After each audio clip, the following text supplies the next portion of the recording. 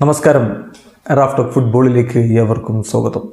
പരിതാപകരമെന്നേ പറയേണ്ടു. Erik ten Hag ഈ ടീമിനെ എങ്ങോട്ടാണ് നയിക്കുന്നത്? മാഞ്ചസ്റ്റർ യുണൈറ്റഡിനെ എങ്ങോട്ടേക്കാണ് നയിക്കുന്നത്? ഇപ്പോൾ ടോപ്പ് 6-ൽ നിന്ന് താഴേക്ക് പോയിരിക്കുകയാണ്. ഇന്നലെ ബേൺമൗത്തിനെതിരെ പോലും വിജയിക്കാൻ പറ്റുന്നില്ല. 2-2 സമനില. ബ്രൂണോ ഫെർണാണ്ടസ് ബ്രേസ് നേടിയ കളിയാണ്. എന്നാൽ കളി അവർക്ക് വിജയിക്കാൻ കഴിയാതെ പോയി.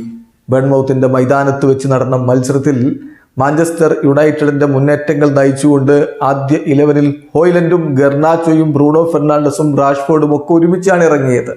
ഗർനാച്ചോയെ പിന്നെ രണ്ടാം പകുതിയിൽ സബ്സ്റ്റിറ്റ്യൂട്ട് ചെയ്തു. അതിനെക്കുറിച്ച് വേറെ വിവാദം വന്നിട്ടുണ്ട്.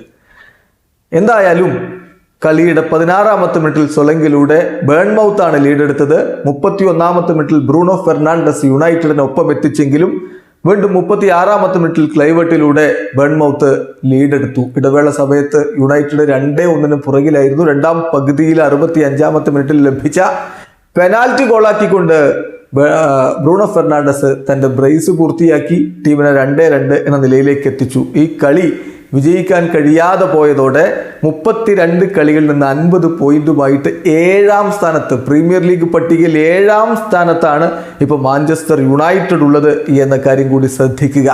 പരിതാപകരമായ സ്ഥിതിവിശേഷമാണിത് എന്ന് പറയുന്നത് വെറുതെയല്ല.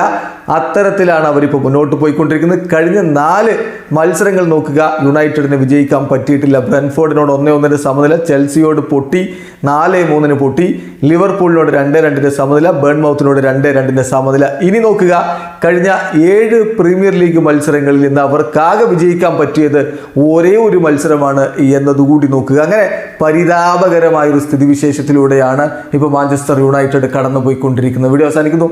ഫുട്ബോൾ ലോകത്തെ കൂടുതൽ വിശേഷങ്ങളുമായി റാഫ് ടോക്സ് കൊണ്ടുവെത്താം.